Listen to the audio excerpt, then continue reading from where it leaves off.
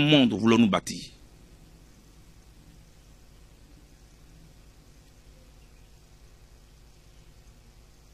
Quelle Afrique voulons-nous bâtir? Quelle Côte d'Ivoire voulons-nous construire? Mais surtout, quelle Côte d'Ivoire voulons-nous léguer à nos enfants? Voilà les questions auxquelles nous devons répondre. Surtout dans une année particulière comme celle dans laquelle nous nous trouvons, 2025. Des chiffres qui sont sur les lèvres de tous les Ivoiriens et tous les observateurs de la vie politique en Côte d'Ivoire. Que sera 2025? 2025 sera-t-il 2020? 2025 sera-t-il 2015? 2025 sera-t-il 2010 et 2011? Pour ne pas que 2025 soit 2020, pour ne pas que 2025 soit 2015, pour ne pas que 2025 soit 2010 et 2011, tout dépend de la force de nos institutions. Tout dépend du sens de la responsabilité de ceux qui ont en charge ce que nous allons organiser en 2025, c'est-à-dire les élections. C'est en ce moment-là que mon regard se tourne vers le président de la commission électorale indépendante. Et je vais lui parler.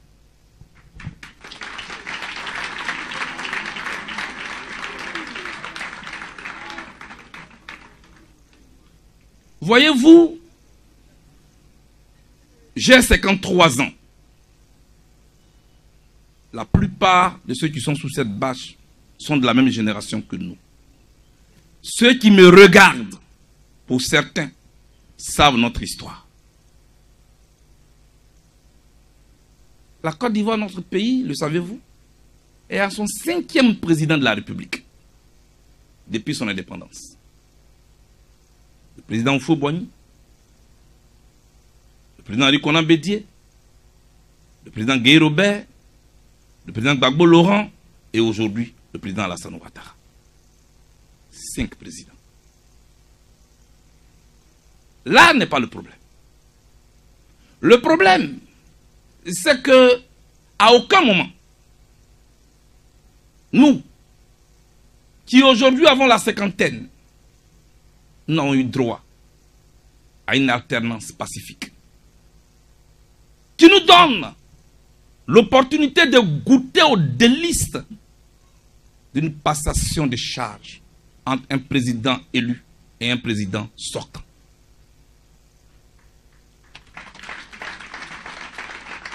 Tous ceux que je viens de citer comme président, à leur départ, soit c'est par décès, soit l'autre est en exil ou en prison. Voilà ce à quoi la classe politique de Côte d'Ivoire a habitué à sa jeunesse. Je trouve ça méchant. Et je trouve ça très méchant. Toute notre histoire, depuis notre jeunesse, notre adolescence, jusqu'au moment où je vous parle, sans que nous ayons même fait quelque chose pour notre pays, nos enfants nous appelleront le vieux. Parce que les vieux n'ont pas voulu nous donner l'opportunité de donner la chance à la Côte d'Ivoire de bénéficier de nos connaissances au moment où nous sommes encore valides. Voilà notre problème. Nous pouvons le faire. C'est une question de volonté politique.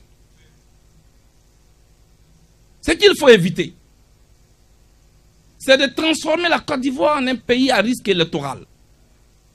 C'est quoi un pays à risque électoral? C'est un pays qui, tous les 5 ans, comme la Côte d'Ivoire, est en crise. Parce que l'on a peur de la démocratie. Parce que l'on a peur de l'alternance. Parce que l'on veut tricher. Parce que l'on veut tripartouer.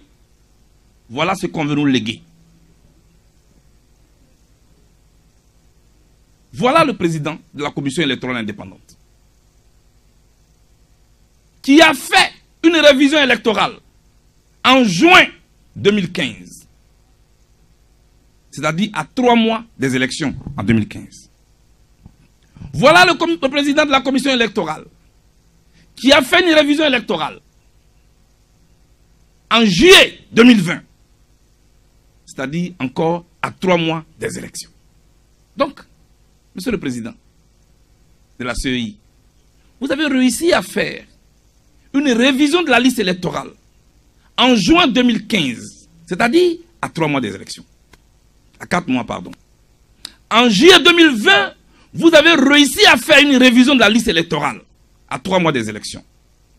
Subitement, en 2025, vous n'avez pas de temps, vous n'avez pas assez de temps pour faire une révision électorale à 9 mois. Vous pouvez faire une révision de la liste électorale à 3 mois en 2015. Vous pouvez faire une révision de la liste électorale à 3 mois en 2020. Mais vous ne pouvez pas faire une révision de la liste électorale à 9 mois en 2025. Est-ce que c'est normal? Est-ce que c'est normal? Chers amis, c'est ici que je le convoque. Que je le convoque non pas à un tribunal au plateau. Je le convoque devant l'histoire. Devant le tribunal de l'histoire. Pour lui dire que la vie de millions d'Ivoiriens est entre ses mains.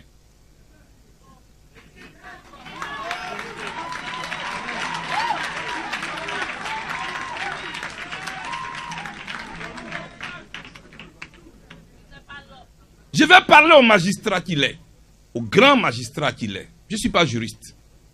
Il dit, et je cite, la loi nous demande, nous, à la CEI, de faire la révision de la liste électorale chaque année. Mais la loi ne nous a pas demandé de faire avant. Donc, je vais faire après. Mais si la loi ne t'a pas demandé de le faire avant, est-ce que la loi t'a demandé de le faire après?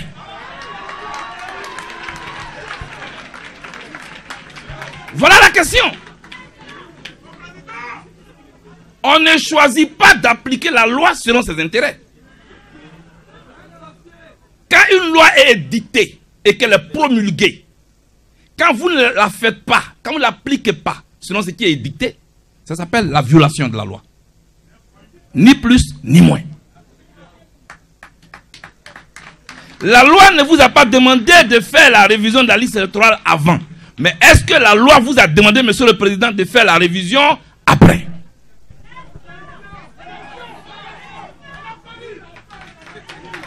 C'est la question qui est là. La question, elle est là. Maintenant, peut-être que le président n'a pas le temps, comme il le dit, il n'y a pas assez de temps. Je ne parle pas au nom de tous les Ivoiriens. Mais j'ai fait le tour de la Côte d'Ivoire. Les Ivoiriens ont peur de la guerre. Le mois d'octobre fait peur aux Ivoiriens. Je vous en prie, Monsieur le Président. Si vous avez besoin de temps, nous sommes prêts à vous accompagner devant les députés de la Côte d'Ivoire. Pour que vous puissiez leur dire de combien de temps vous avez besoin pour qu'on ait une liste électorale propre, sans conflit.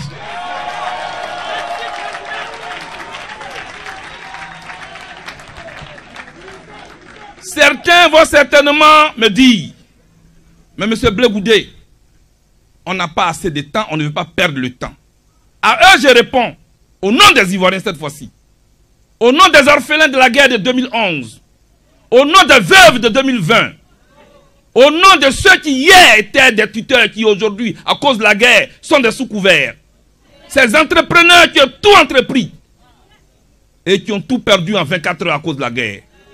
En leur nom, je dis, nous préférons perdre du temps que je perde la vie.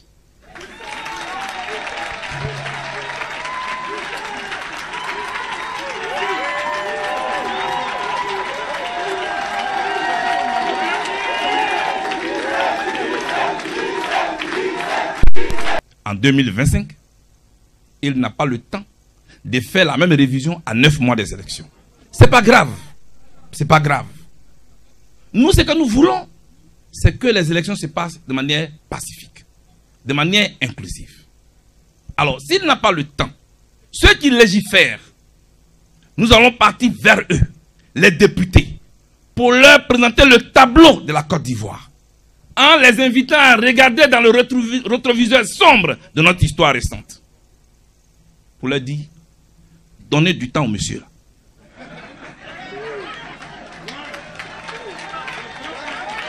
Donnez du temps au président de la CEI.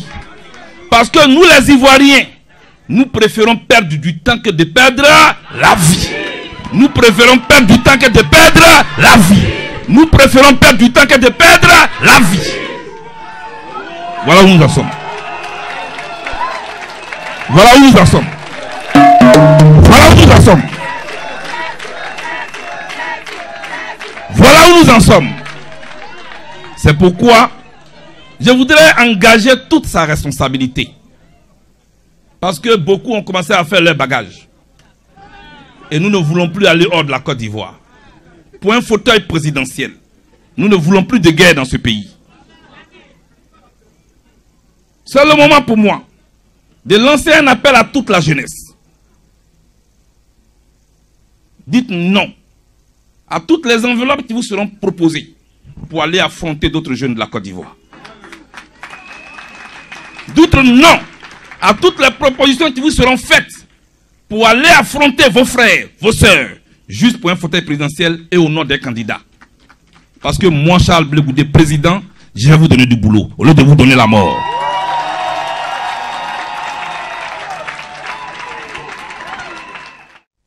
C'est le lieu pour moi de dire toujours au président de la commission électorale indépendante que mon nom qu'il a rayé de la liste électorale, là, je ne suis pas d'accord. Je ne suis pas d'accord. Je ne suis pas d'accord. Je ne suis pas d'accord. Pourquoi? Pourquoi? Je ne suis pas d'accord parce que je respecte la loi. Il est juriste. J'ai été condamné par contumace. Les Anglais disent in absentia. C'est-à-dire à mon absence. Mais, pour condamner un justiciable par contumace, il y a des conditions qui sont exigées par la loi. 1. Il faut que la justice devant laquelle il doit se présenter ne sache pas où il se trouve. Il faut que lui-même ait refusé de se présenter. Ou alors, il faut que les raisons de son absence ne soient pas valables. Monsieur le président de la CEI, monsieur le juge, le 23 mars 2014, de la DST, j'ai été conduit au palais de justice de la Côte d'Ivoire. De là, les juges ont siégé et avec l'accord du gouvernement ivoirien, j'ai été remis à la Cour pénale internationale. Pour que ma responsabilité soit située dans la crise qui a endeuillé mon pays. Je n'avais pas le choix, j'y suis allé. J'ai fait plusieurs années de procès. Et les juges ont estimé que j'étais innocent et ils m'ont acquitté. Donc, tout le monde entier savait où j'étais. J'étais à la Cour pénale internationale à La Haye. Si vous ne savez pas, ce n'est pas grave. Vous pouvez demander aux juges de la CPI. Ils vont vous dire où j'étais. Deuxièmement, il faut que les raisons de mon absence ne soient pas valables. Or, être devant la Cour pénale internationale, c'était trop valable. Ce qui m'a le plus choqué, c'est ce commissaire de justice, ce qu'on appelait avant huissier de justice là. Ce monsieur, dans son rapport, dit, et je cite, « Je me suis rendu à Yopougon, quartier millionnaire, pendant que moi j'étais à la CPI là. Je suis allé dans la cour qu'habitait M. Charles Blé Goudé. Et j'ai demandé à ses voisins, où est M. Charles Blé Goudé? Ils disent, ah, on ne sait pas. C'est-à-dire, moi, j'ai pensé que les sorciers, les étaient au village. Hein. Gars, on a bien ici à eux. Donc, lui, Il ne savait pas où j'étais. Et il allait interroger mes voisins à Yopougon. Mais le procès là, il était en direct. Vous voyez, ça là, ça aussi là, ça là, lui là aussi là, c'est le commissaire de justice. Lui là, vous voyez, c'est ceux-là qui gâtent notre pays. Mais c'est pas grave. Je voudrais donc dire que quand on bâcle la justice de cette manière, qu'est-ce qu'on enseigne à notre jeunesse?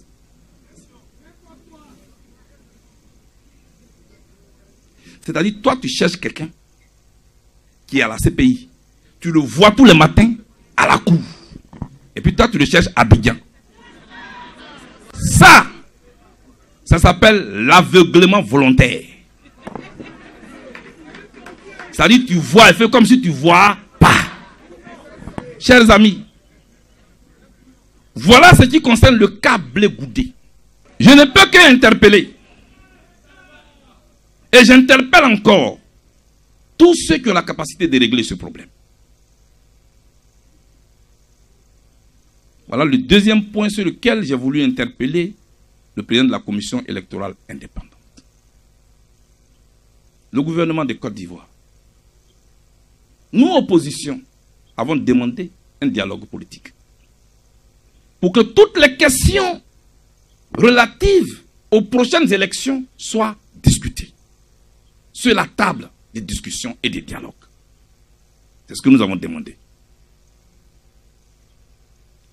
Alors, le gouvernement n'a pas encore répondu qu'il y a des faiseurs d'opinion sur des plateaux de télévision pour moquer l'opposition qui disent mais que l'opposition crée les rapports de force.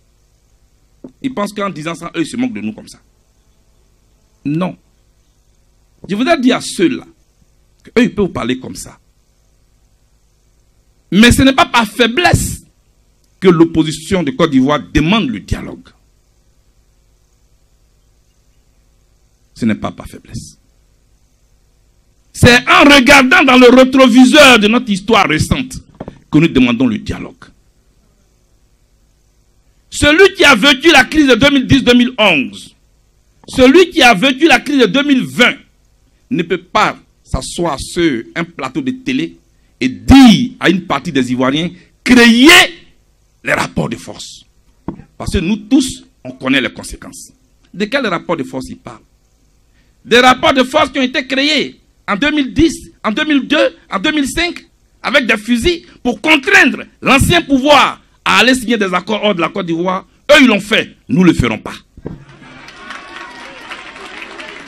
Nous ne le ferons pas. Nous ne le ferons pas, pas par faiblesse, mais parce que nous pensons aux Ivoiriens. Les gars, on vient d'écouter Charles Blé Goudé. Charles Blé Goudé qui a fait une mise en garde à la CEI. Et il a totalement raison. Dans cette vidéo, Blé Goudé a raison à fond. La CEI devait comprendre qu'il y a deux possibilités. Soit perdre un peu plus de temps et sauver des vies, soit éviter de perdre le temps et perdre des vies. Parce que quand vous écoutez le président de la CEI arriver et dire « Nous n'avons pas beaucoup de temps pour faire la révision de la liste électorale », on se pose la question de savoir est-ce que ce monsieur est conscient que quand il parle de temps, il s'agit quand même des vies humaines. Ça veut dire que soit vous vous précipitez pour des élections qui pourtant sont encore seulement dans 9 mois. Ça veut dire que ceux qui disent qu'il n'y a pas assez de temps, il reste encore quand même 9 mois pour les élections. Ça veut dire qu'en 9 mois, il y a une possibilité qu'on trouve au moins 1 mois pour faire la révision de la liste électorale. Il y a cette possibilité. Vous avez assez de moyens pour ça. Donc vous pouvez le faire. Et de deux, si vous faites cela, vous allez trouver que c'est plus nécessaire. Quand vous allez éviter des morts inutiles, chaque élection en Côte d'Ivoire est accompagnée de morts et pas un peu de morts. Même en 2020, alors qu'il n'y avait pas grand-chose, nous avons eu droit à 200 morts. Mais ne minimisez pas ça. Parce que vous, vos enfants sont à l'étranger en train d'étudier. Parce que vos enfants sont partout sauf en Côte d'Ivoire. Vous minimisez les morts qui sont en Côte d'Ivoire. Ne faites pas ça, c'est méchant de votre part. Laissez ces personnes aussi avoir le droit de s'inscrire s'ils ont envie. Pourquoi vous avez peur? Ça devait même être gênant. Pour moi, ça devait être gênant que la CEI ne trouve pas anormal qu'elle s'accorde sur la liste électorale seulement avec le parti au pouvoir. Pour une commission qui devrait être indépendante, elle ne devrait pas être aussi en toute alchimie et en tout accord avec le parti au pouvoir. Ça devait être même mal pour elle-même. Donc, la CEI devrait aujourd'hui prendre et mettre les moyens en jeu pour donner plus de temps pour une révision de la liste électorale que de laisser la vie des Ivoiriens risquée comme ça. Parce que si vous ne faites pas ça, vous ouvrez donc une deuxième possibilité. C'est la possibilité des émeutes en Côte d'Ivoire. Car des manifestations pour de l'injustice. Vous n'allez pas respecter ce qui est écrit dans la liste électorale parce que vous voulez faire la révision mais après l'élection présidentielle. Mais à quoi ça va vous servir une révision après l'élection présidentielle? Car si on fait les révisions des listes électorales en Côte d'Ivoire, mais partout dans le monde, c'est justement pour prévenir les élections. Mais si vous ne faites pas ça, vous allez prévenir quoi? Aujourd'hui, c'est important de le dire et c'est le moment de le dire. Vous êtes encore à 9 mois pour organiser l'élection la plus importante de ce pays. Faites ce que Blé Goudé vous demande et prenez ses conseils en compte. Parce que sur ce point, il donne de très meilleurs conseils. Il est mieux d'éviter une guerre en utilisant le temps que nous avons que de chercher le temps, mais organiser ou créer une guerre. Parce que les élections, c'est pour permettre à tout le pays de choisir celui qui va nous diriger. Et donner la possibilité à ceux qui veulent de le faire. Ceux à qui vous avez demandé les documents qu'ils n'ont pas eu, peut-être ils l'ont aujourd'hui. La révision permettra à tout le monde de voir son nom intégré. Et de savoir que les élections qui viendront seront donc le résultat de la majorité du peuple. Et pas d'une minorité choisie sur mesure. Là, si vous venez d'écouter cette vidéo de Charles Blé Goudé, dites-moi ce que vous pensez, on se voit pour une autre vidéo.